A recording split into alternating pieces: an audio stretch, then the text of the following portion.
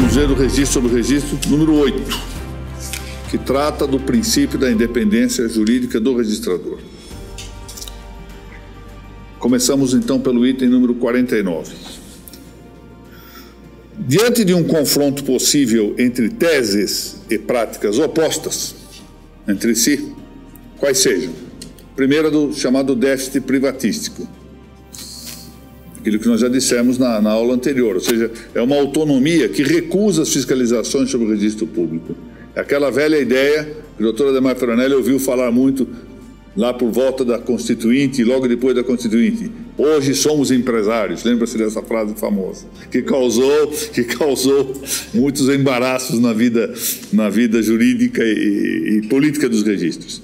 Ou seja, é uma independência que não se vê e quer já e somente em sua ordem, mas ao modo de uma soberania, como está aí nesta passagem em latim: libera voluntas tabulari non solo in suo ordine, sed in totis ordinibus.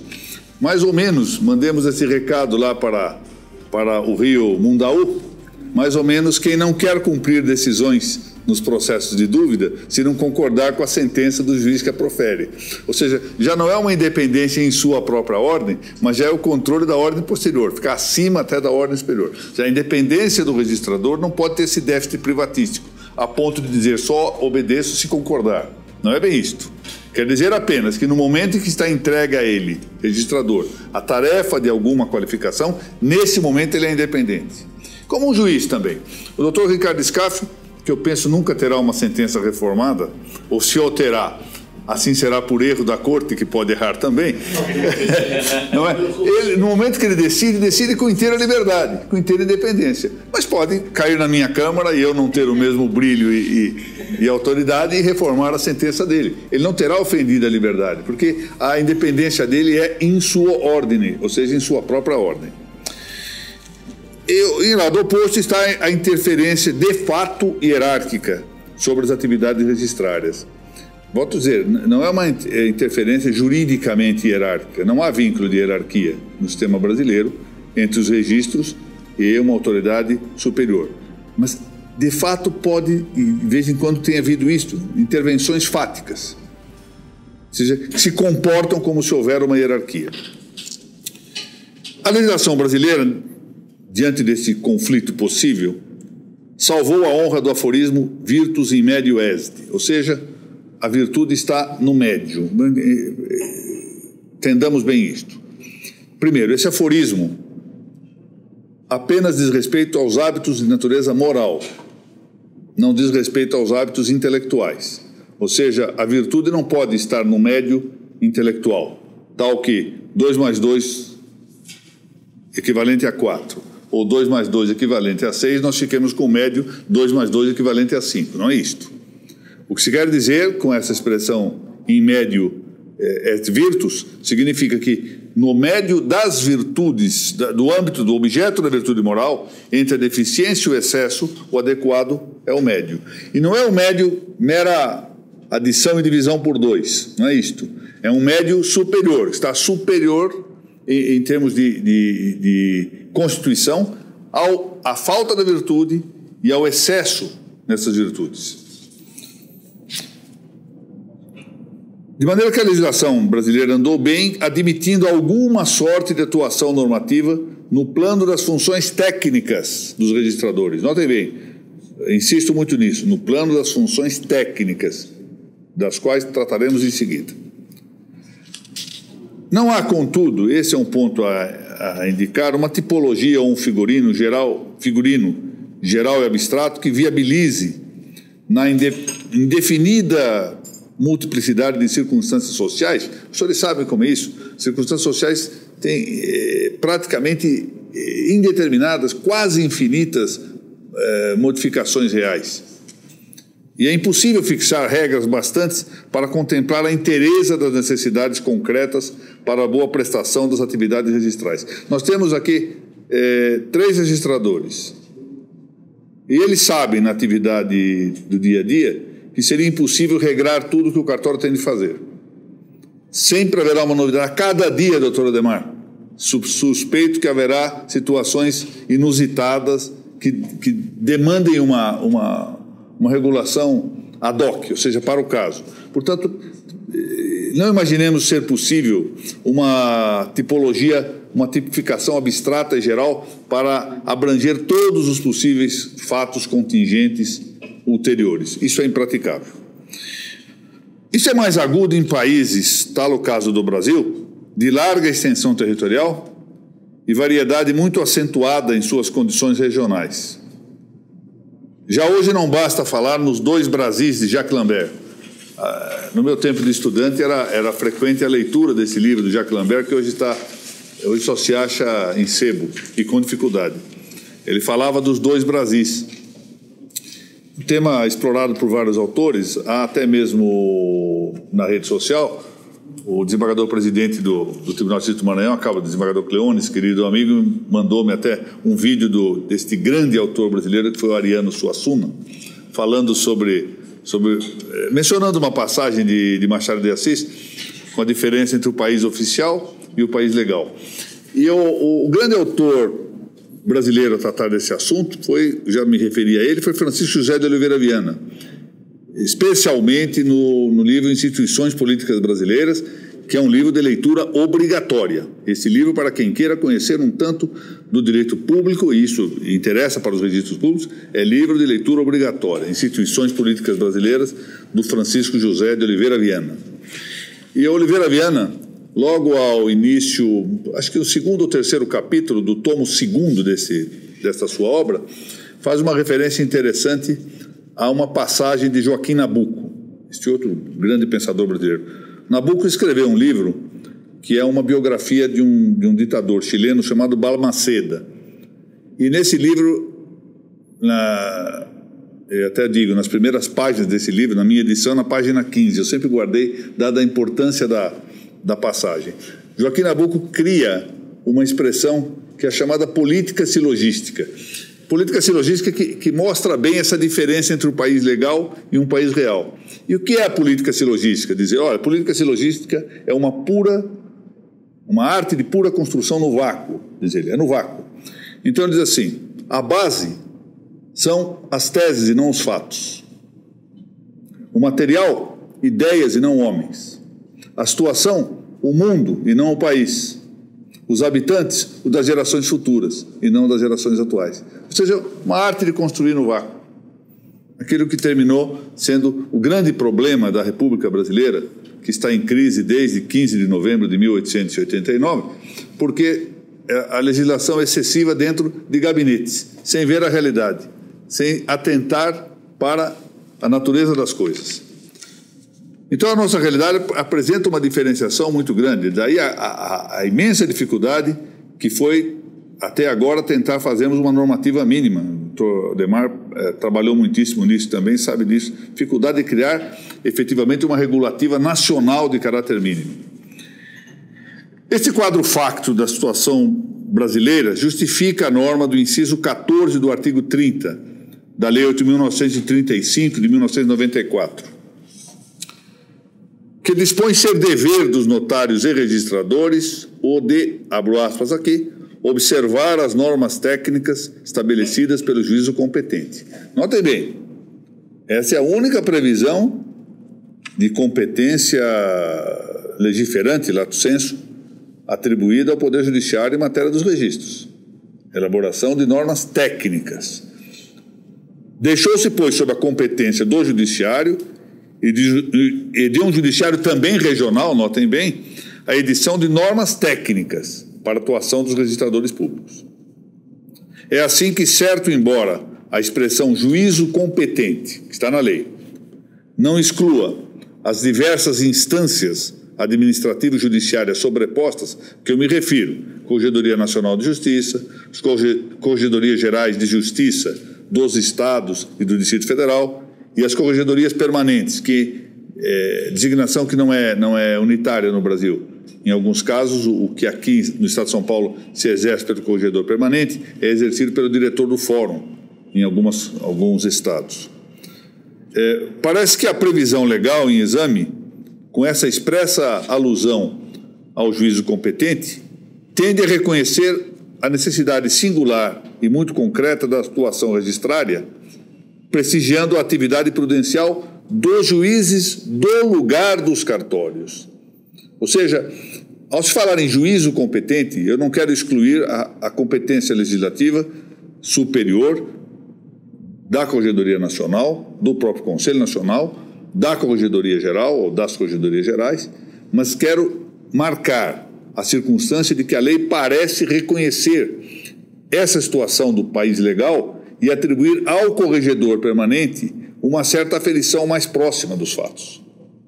Cabe ao corregedor permanente verificar, por exemplo, em Mirante do Paranapanema, ou em Guarulhos, ou em Santos, ou em Trairi, ou em Bacabal, ou em Fortaleza, ou em Natal, ou em Belém, ou em São Luís, quais as características que justificam abrir o cartório, por exemplo, às 8, às 9 ou às 10 da manhã e fechá-lo às 4, às 5 ou 6 da tarde, porque isso é muito variado de acordo com as regiões do país.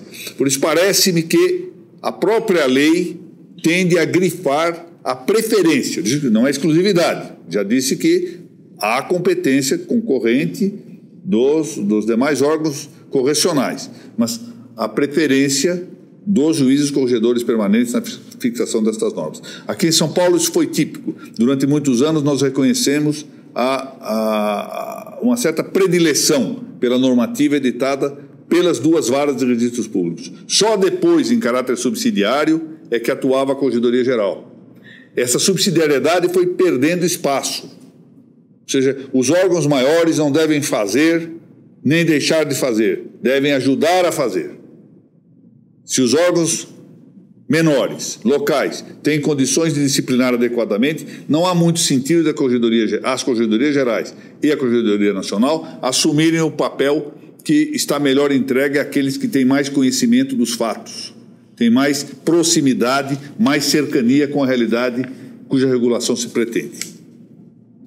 A questão mais aguda, contudo, nesse capítulo, está em demarcar o significado da expressão legal normas técnicas, distinguindo, de um lado, a função técnica do registro e, de outro, os atos de gestão administrativa financeira e, especialmente, os atos de qualificação jurídico-registral.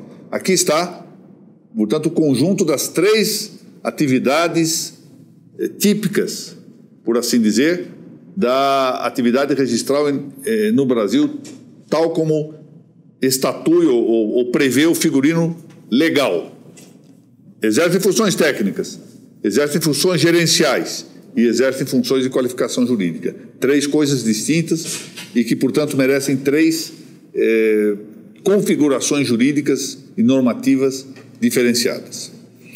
É evidente a relevância desse discrimen, com que se evita o risco de vulnerar-se a autonomia do gerenciamento dos cartórios prediais e, decisivamente, o risco de interferir, suprimir ou, quando menos, tumultuar a independência jurídica das qualificações registrárias.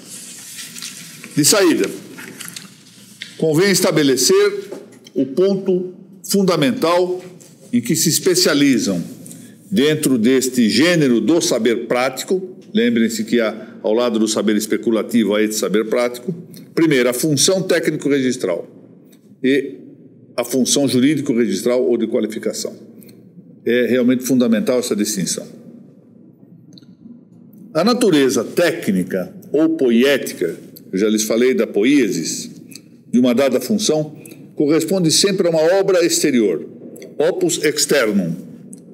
De modo que nessa obra, ou por ela, a atividade humana transcende algo de material exterior.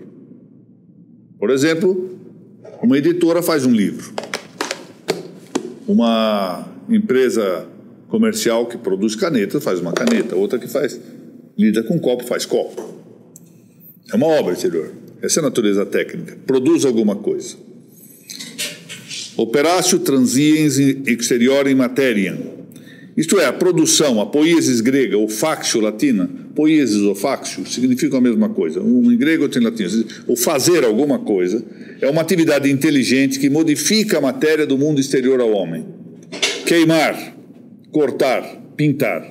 Essas três ações verbais. Assim explica o grande Leopoldo Eulório Palacios, que escreveu, a meu ver, a melhor obra sobre esse assunto, nesta magnífica meditação que é a sua Filosofia del Saber, publicada pela editorial Gredos. E assim é que existem técnicas registrais. Eu aqui arrolei algumas. Por exemplo, a técnica na produção de certidão, em fazer busca nos livros do cartório, em manter ordenadamente os livros. Manter ordenadamente não significa que se esteja obrigado a colocá-los deitados ou de pé. Isso é um problema de gerenciamento. Ou na preservação de sua segurança, nos controles do itinerário dos títulos que devam registrar-se. Dr. Ademar há de lembrar-se que na década de 80 criou-se aqui em São Paulo um roteiro chamado Caminho do Título. E uma das formas de se ensinar um pouco de registro para os juízes que chegavam na atividade e que não conheciam, era fazer que o juiz fosse ao cartório e quase que se supusesse ser ele próprio um título. O que vocês fazem comigo se eu entrar aqui? E ele ia se vendo, anotava, lançava-se uma fichinha para controlar os tais chamados direitos contraditórios, depois ia para a parte de exame de verificação, disponibilidade, etc. Ou seja, o caminho do título. E cada cartório tem a sua prática.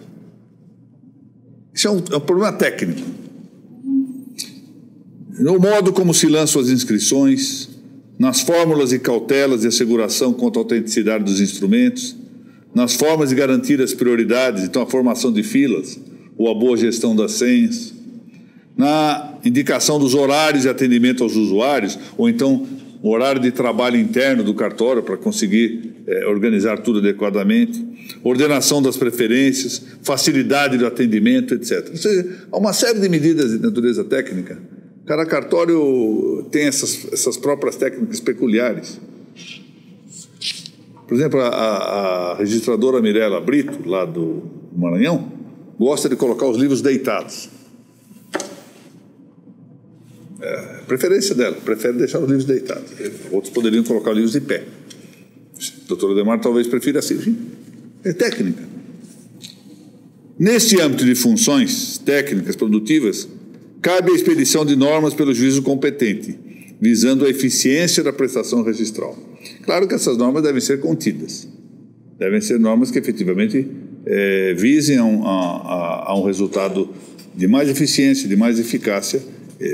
Não é uma intervenção onímoda em todas as técnicas registrais. Diversamente, aqui é o ponto. A função qualificadora do registrador é típica de um profissional do direito. Quando a Lei 8.935 fala que o registrador é um profissional do direito, está querendo exatamente dizer que ele é um profissional liberal. O que quer dizer profissional liberal? Profissional que se dedica às artes livres. Artes liberais são as artes dignas de um homem livre, ou seja, que tem independência na sua atuação. Mas, claro, ele exerce essa atividade de arte liberal em sua ordem, com independência só submetida à observância da lei e aos limites dos documentos e dos registros a que, em cada caso, deva referir-se o juízo qualificador. Trata-se com a qualificação de uma função prática de caráter imanente. Agora, ao contrário. Ou seja, nós tínhamos uma função poética ou técnica, que significa uma função prática de caráter transcendente, porque produz alguma coisa. Aqui não. Aqui a qualificação se passa de forma imanente, ou seja, ela é interna no sujeito cognoscente, do sujeito atuante. É por isso que ela é objeto da prudência e não de virtudes técnicas. Vale dizer que ela não está na esfera produtiva ou do fazer, mas é uma axio, ou seja, está no âmbito do agere. Permanece no âmbito interior exclusivo do operante. Então, em vez de queimar, cortar, aqui nós temos ver, querer e entender, como diz Leopoldo Eulório Palacios. Videre, vele et intelligere. Portanto, sua expressão e comunicação posterior, porque, claro, depois de uma qualificação com essa característica imanente, prudencial, é possível produzir alguma coisa. Mas aí já não se está no âmbito da própria atividade prudencial, mas de um resultado dela. Por exemplo, o Dr. Rodrigo resolve rejeitar o registro de um título. O ato de rejeição é um ato imanente, ele decide intelectualmente. Mas isso é expresso de algum modo. Ele elabora uma nota devolutiva. Propriamente, a nota devolutiva não é a qualificação. A qualificação opera intelectualmente, internamente, mas ela produz um resultado. O doutor Ricardo Scaff elabora lá uma das suas sentenças extraordinárias e decide isso primeiro intelectualmente. A produção, ou seja, a expressão do que ele decidiu intelectualmente não é já a decisão prudencial. A decisão é interna. Ela tem, entretanto, um reflexo. Pois a expressão e a comunicação são posteriores, secundam o ato mesmo do juízo que lhes é anterior e principal. Eu já lhes disse isso. As operações lógicas são de 3 ordens. A simples apreensão, que nos dá a ideia, o produto é a ideia, o juízo, ou seja, a adjudicação, que se produz como um juízo, como produto desta operação, é o juízo, mas que por sua vez, e aqui é o tema, vai rematar-se numa enunciação ou numa expressão que é um posterius em relação a esse juízo, que se chama proposição. Ou seja, enquanto é interno, é um juízo. Se é o expresso, passa a ser uma proposição lógica, já não simplesmente um juízo. Às vezes a gente usa uma coisa por outra, quase que de maneira metafórica, mas na verdade o juízo se exprime por meio da proposição, tanto quanto a ideia se exprime por meio do termo, e a terceira operação lógica, que é o raciocínio ou discurso, se exprime por meio da argumentação. Então nós temos ideia, juízo e raciocínio, expressados por sua vez por termo, proposição e argumentação. De maneira que nós podemos distinguir a parte imanente, propriamente dita, está com a ideia, com o juízo e com o raciocínio. Isso que é o imanente e próprio, portanto, da atividade intelectual. A partir daí é a expressão, ou seja, como resultado dessas 3 operações que já produziram essas três categorias que eu acabo de mencionar. A qualificação, portanto, consiste, no caso do registro, num juízo de controle jurídico acerca da inscrição de um título singular. E aqui é que se mostra o caráter prudencial, por se tratar de um título singular. Não é um juízo de caráter geral. Se fosse um juízo de caráter geral, nós estaríamos provavelmente no âmbito meramente do saber científico, já não do saber prudencial. O problema não é saber se, suponhamos isso, doutor Ademar, se uma permuta pode levar a admitir-se o registro de um título sem o registro da outra aquisição. Isso aqui é ciência, discussão científica. Agora, saber se naquele caso concreto se pode fazer, aí já é prudência. Por quê? Porque depende do singular. E no singular, eu já lhes disse, no particular não há ciência. Eu posso aplicar a ciência ao particular, mas eu não faço ciência com isso, faço prudência. Portanto, a atividade de qualificação é uma atividade prudencial, porque demanda o concreto, vai em busca do singular. Portanto, é uma atividade dirigida diretamente à consecução de interesse do bem comum. Nisto ela se distingue da qualificação notarial, que é um ponto interessante, porque a qualificação notarial se destina diretamente ao interesse dos clientes e só de modo imediato ao do bem comum. Isso é interessante. E não devem os notários achar-se diminuídos com isso. O notário tem uma vinculação, é por isso que ele é propriamente o tabelião de aldeia, com os clientes. Ele tenta resolver o problema dos clientes e indiretamente resolver o do bem comum, atender ao bem comum. O registrador vai diretamente voltado ao bem comum. O registrador não tem cliente. O notário tem cliente. Por isso o registrador não demanda a confiança do cliente, ao passo que o notário sempre exige esse pressuposto da fidúcia ou da confiança que deve ter o cliente em relação ao seu serviço. Qualificar no registro é uma ação obrigatória,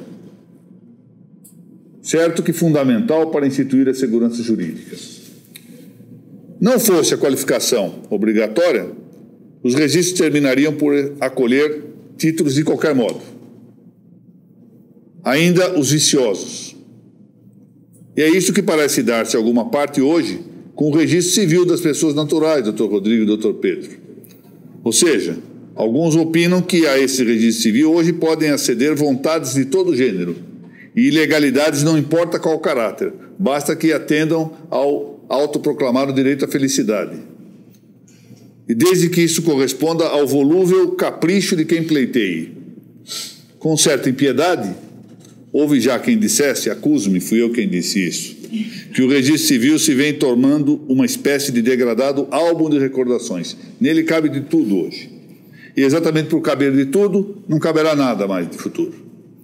Desta forma, quanto mais pitoresco, quanto mais folclórico, parece mais atrativo e mais produtivo de caos, certo? De certo, haverá uma anarquia jurídica a partir do momento que tudo couber no registro civil. Alguém me mandou por, não sei quem, por um desses veículos de comunicação, a notícia de um casamento agora com a Mãe Terra. Ou seja, volta-se ao coisismo, mandou, né, doutor Rodrigo? Mandou o coisismo, é isso mesmo, muito obrigado, até agradeço. É o coisismo que já estava apontado na Suma Teológica por São Tomás de Aquino, que havia dito que entre os desvios de natureza sexual havia aqueles que se dedicavam a manter relação sexual com coisas. Agora nós temos aí, já não bastava casar com a Torre Eiffel, com o próprio travesseiro, agora temos o casamento com a Mãe Terra. E vai por aí afora. E qualquer dia desse vai parar no registro civil isso.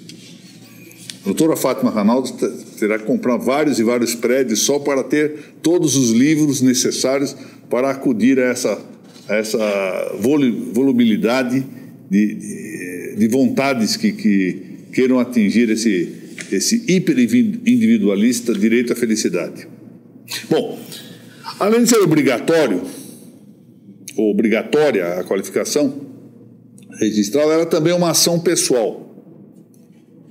E é porque é típica da virtude da prudência, como eu lhes disse há pouco. É uma ação que conclui em consciência, ou seja, em consciência moral.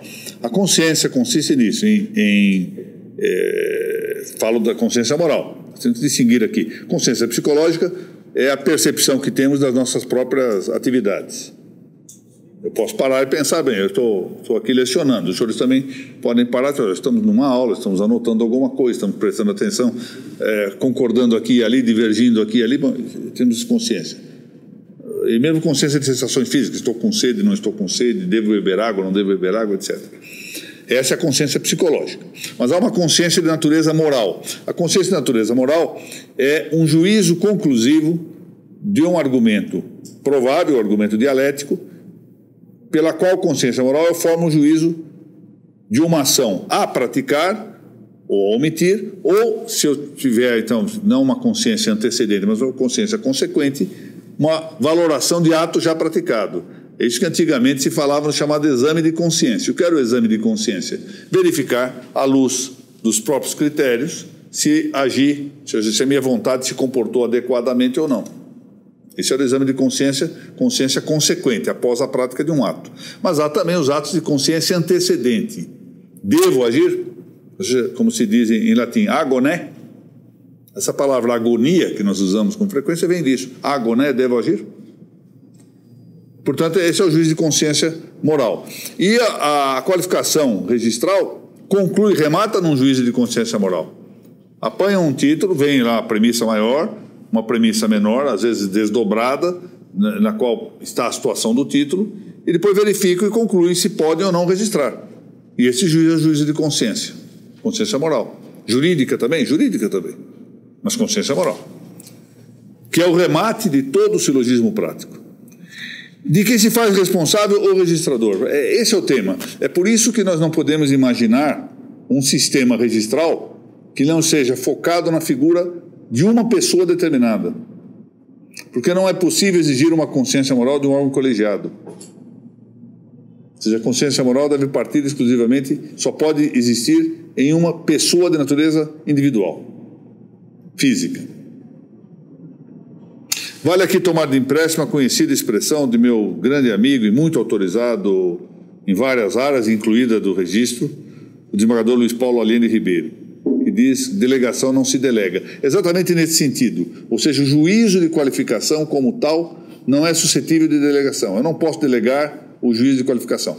Claro que há tarefas preparatórias, como também os juízes têm, os desembargadores têm seus assistentes, preparam projetos de votos. Mas a decisão sobre aquilo é decisão exclusiva do registrador. Cabe ao registrador, portanto, ele é a clave, ele é a chave de todo o sistema registral. Qualificar no registro é uma ação também independente, até por isso mesmo, não pode haver uma consciência moral que não seja independente, ela estaria já violada por definição. Independente em sua ordem, vamos insistir nesse ponto. Quer dizer, sem prejuízo de revisões e até mesmo de determinados limites, que são os ditados pelos documentos exibidos ao registrador, pelas inscrições tabulares que lhes correspondam e ainda pelas normas legais em vigor. Não nos esqueçamos que existe uma coisa chamada princípio da legalidade. Ou seja, a independência não significa arbitrariedade, capricho, talante. Demasiado seria pensar, fosse a qualificação registral, um juízo arbitrário, despótico, que se dirigisse à segurança jurídica por meio de uma ilimitada insegurança contra os juízes hipotecários. Então, eles imaginam, se eu deixasse o juízo registral inteiramente atribuído à arbitrariedade do registrador, ele geraria insegurança com isso. Cada um teria um critério completamente distinto, livre, eu não devo satisfação a ninguém, aqui mando eu, e portanto, causaria insegurança jurídica. Ou seja, isso seria uma contradição até mesmo com a finalidade institucional. O registro visa a segurança. Claro que ninguém está propondo aqui o uniformismo, não é? Ou seja, a adesão à crítica. Mas há certos critérios, nós vamos voltar a isso, que permitem fundamentar com razoabilidade determinadas orientações. Excessivo seria cogitar que a independência qualificadora do registrador pusesse em risco sua missão de vigilância da legalidade e de custódia dos bens imobiliários que lhe são confiados. Nesse capítulo da independência, o registrador atua na aferição dos livros registrais, no controle da legalidade e das formas extrínsecas dos instrumentos, o que inclui o exame da competência de quem os emite, na verificação da capacidade legal dos outorgantes, da validez da disposição, do status registral do disponente, na observância das exigências legais dos negócios e ainda das próprias do registro, por exemplo, trato consecutivo e especialidade, formando, no fim e ao cabo, um juízo de caráter prudencial. Em suma, registre-se ou não se registre. Esse é o juízo, é o que conclui. Juízo esse que se ancora e demarca nos limites dessa expressão plagiada, é uma paráfrase da expressão do processo. Em processo diz code non est in acta, non est in mundo, ou seja, o que não está nos autos não está no mundo. Isso está plagiado e diz assim, code est in tabula in documentos et in legibus, ou então, code non est in tabula, non est in documentos e non est in legibus, non est in mundo. Ou seja, o que não está no registro, não está nos documentos e não está nas leis, não é do mundo registral. Contra esse juízo prudencial de qualificação proferido pelo registrador, cabem impugnações, sem que elas, por si só, maltratem a independência registral originária. Esse é o ponto que eu quero muito insistir. Ou seja, eu tenho sido um defensor bastante frequente da independência jurídica do registrador. Mas essa independência não é uma revolução, não é uma subversão, não é uma soberania. Independência registrária, em sua ordem, é a imunidade de ditames concretos prévios ao juízo de qualificação registral. Ditames estes, quer sejam oriundos de particulares, quer o sejam de poder público, incluído aqui o juízo competente para a fiscalização dos registros. Vamos dar um exemplo claro. O Dr. Ademar tem lá um título para ser registrado.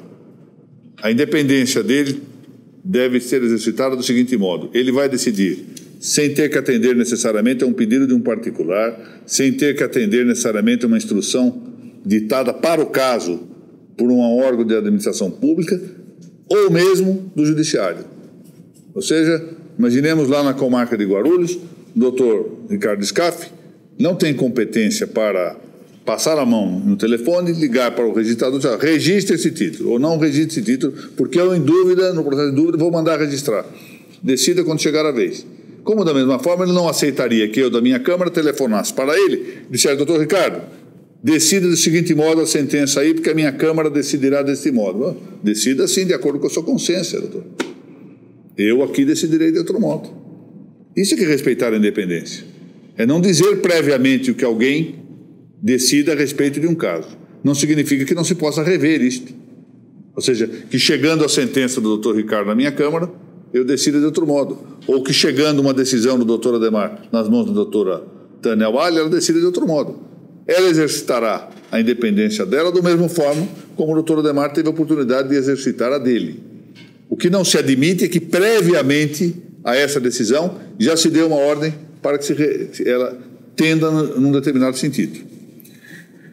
Não significa, entretanto, que se haja de inibir o controle posterior da legalidade desse juízo de qualificação.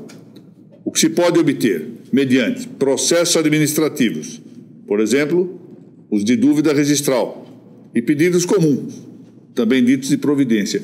Depois que se instituiu o egrégio Conselho Nacional de Justiça, algumas designações que se adotaram naquela corte passaram também a aparecer nos estados. Então, nós nunca falávamos aqui no estado de São Paulo em processo administrativo disciplinar, muito menos o chamávamos pela rubrica PAD. Agora virou moda falar-se assim, né? Baixou-se um PAD, editou-se um PAD. Não havia aqui, era muito raro falar em pedido de providências. Nós falamos aqui em pedido de averbação e outras medidas. Essa designação nova que vem já, são jargões que vêm surgindo a partir da instalação do CNJ. Esses processos administrativos consistem propriamente em impugnações de superintendência. Tecnicamente é isso, nós vamos ver um pouquinho melhor isso depois.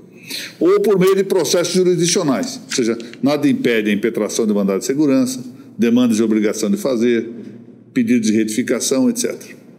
No domínio, pois, da qualificação, a independência jurídica do registrador exclui, em cada caso, o comando prévio proveniente de um poder de direção superior. A categoria de superintendência dos registros, própria para o resguardo da independência do registrador, sempre in suo ordine, não se compatibiliza com a emanação de ordens, exatamente por permitir e para permitir o exercício do juízo prudencial para o registrador. Nós vamos ver na semana que vem, que me parece equivocada a ideia de que se possa até mesmo punir disciplinarmente por um erro de qualificação. Exatamente porque a qualificação é ato obrigatório, pessoal e independente. Doutor Adhemar, doutor Rodrigo, doutor Pedro são obrigados a emitir um juízo de qualificação e com independência. A única hipótese que se pode pensar em punição no plano disciplinar é a hipótese de dolo, ou seja, propositadamente decidir-se algo para prejudicar outro. Fora isso, não vejo hipótese. A noção de poder de superintendência, enunciada por Marcelo Caetano, grande jurista português, que foi também, como sabem, primeiro-ministro de Portugal, diz ele, aspas, a faculdade que o superior tem de rever e confirmar, modificar ou revogar os actos administrativos praticados pelo subalterno, pode ainda aproveitar-se no plano da fiscalização registrária, se dessa noção se remover a ideia de hierarquia, superior-subalterno. De modo que desta noção se aparte, no âmbito da qualificação registral, a possibilidade de imposição de comandos prévios, concretos, singulares, específicos, que impliquem necessária observação de uma conduta pontual futura. Os senhores sabem, aqui eu digo isso sempre com o maior dos respeitos ao Conselho Superior da Magistratura aqui do Estado, eu tenho votado sempre vencido em casos em que o Conselho, por maioria de votos, tem não conhecido de recursos em processo de dúvida, mas apesar disso, dito que tem que fazer quando o título voltar. Porque me parece que isso é uma interferência prévia em um ato que está entregue à independência do registrador. Eu tenho votado vencido exatamente por isso. O espartilho peculiar do poder de superintendência, no entanto, depende da lei. É a lei que tem que dizer quais são os limites da superintendência. Até porque, esse é um ponto que tem escapado ultimamente, infelizmente, ao judiciário. A administração pública, incluído, pois, o judiciário na atividade administrativa, está submetida ao princípio da legalidade. Ou seja, é estranho, eu sempre vejo isso com estranheza, que exatamente os juízes na administração, que devem zelar pela legalidade, sejam os primeiros, ou frequentemente sejam os primeiros, por lástima, a não observar o princípio da legalidade quando se trata de interferências junto aos registros e às notas. É preciso ver se lhe compete ou não a emanação de diretivas, orientações de caráter geral, ou se diversamente a lei lhe confere apenas o poder de controle, fiscalização e garantia da observância da legalidade. E é a propósito desse figurino legal no Brasil que pensamos devotar nossa pequena aula futura, sindicando, ou seja, investigando a competência do poder superintendente dos registros no quadro brasileiro contemporâneo. Eu até aqui, ao encerrar esta minha exposição, quero mais uma vez louvar exatamente pela forma com que se emitiu a recomendação número 1/2016 da Corregedoria Geral do Maranhão. A querida desembargadora Nilde Chaves Cruz editou uma recomendação, ou seja, uma normativa soft, uma orientação de caráter político. Olha, parece-me melhor que os senhores façam desse seguinte modo, sem interferir. Se parecer diversamente, farão de modo diverso, com os riscos que isto poderá acarretar em virtude desse comportamento. Mas ela adotou certo, respeitou a independência dos registradores e dos notários, aqui particularmente dos notários. Muito bem, eu mais uma vez, agora ao encerrar a nossa aula de hoje, quero pedir a todos que se lembrem da figura notável que foi o nosso Gilberto Valente da Silva e o quanto devem o direito registral e o direito notarial à atividade deste meu amigo de muitos de nós aqui, não é, doutor Ademar?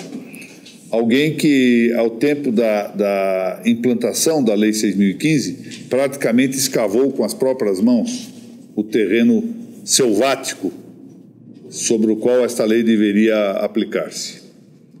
Hoje em dia, passado tanto tempo, já com alguma documentação acessível a todos nós e com uma tradição formada desde 1976 até agora, é já possível que muitos estudem, que muitos dos senhores possam ter acesso, às vezes anonimamente, a conceitos que aí estão. Eu confesso que, doutor Ademar, falamos agora de qualificação, eu outro dia apanhei um livro, uma tese de doutoramento sobre qualificação jurídica e fiquei espantado de verificar que não se citou nenhum trabalho da década de 80, que foi quando apareceu a ideia de qualificação no direito brasileiro. Antigamente chamava-se isto de exame de verificação de disponibilidade ou exame de verificação de títulos. Era um termo complexo que se transformou, na verdade, em um termo simples, termo qualificação, por sua vez importado do direito francês e do direito espanhol. Não foi uma criação brasileira inteiramente. Nada de novo sobre o mundo, sobre o sol.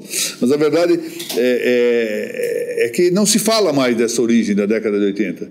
Isso se deve exatamente às discussões que havia nos congressos do IRIB. Então, é interessante como às vezes se perde na história a origem das coisas, a discussão das coisas. É um livro bastante completo sobre qualificação, não há mínima referência sobre a doutrina inaugural. E também nós devemos aqui muitíssima coisa, ao grande Gilberto Valente da Silva, cuja história nós acabamos perdendo. Ou seja, a matéria se torna tão conhecida que nós desleixamos ou desprezamos a sua origem histórica. Mais ou menos como aquela história de Pitágoras, a escola pitagórica dizia que havia uma música celestial. Como essa música celestial toca o tempo inteiro, os nossos ouvidos se acostumam a ela e nós não a ouvimos mais.